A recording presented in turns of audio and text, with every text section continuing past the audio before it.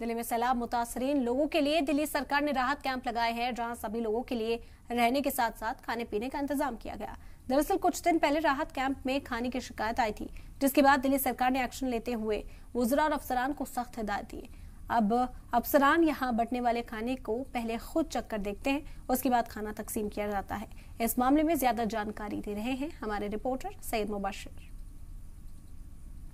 तो सैयद मुबशर यहाँ पहुंचे और हालात का जायजा लिया।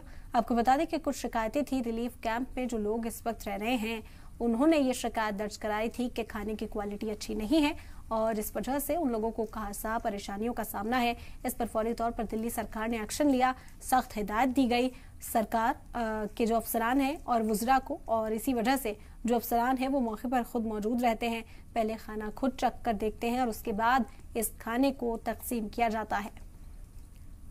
तस्वीरें आप देख सकते हैं। जो खाना बनकर यहाँ रिलीफ कैंप में बंटने के लिए आया है, उससे पहले चखने के लिए खुद अफसरान यहाँ पर मौजूद हैं। वो इस खाने को खाकर देखेंगे क्या क्वालिटी ठीक है और उसके बाद इस खाने को तकसीम किया जाएगा इन लोगों के बीच। क्योंकि सैलाब से मुतासिर कई इलाके हैं, इस वक्त दिल्ली के घर बाहर छोड़कर लोग राहत कैंपों में रहने को मजबूर हैं।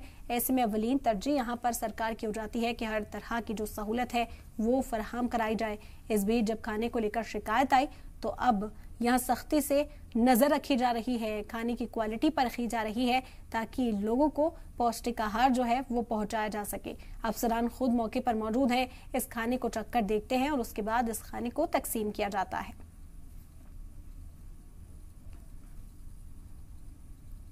ये राहत कैंप उन लोगों के लिए लगाया गया जो सैलाब से मुतासिर हैं। यमुना के आसपास के जो इलाके हैं वहां पर जो लोग रह रहे थे उन्हें अपने घरों को छोड़ना पड़ा, जिसके बाद आर्जी तौर पर उनके रहने का इंतजाम यहाँ किया गया है।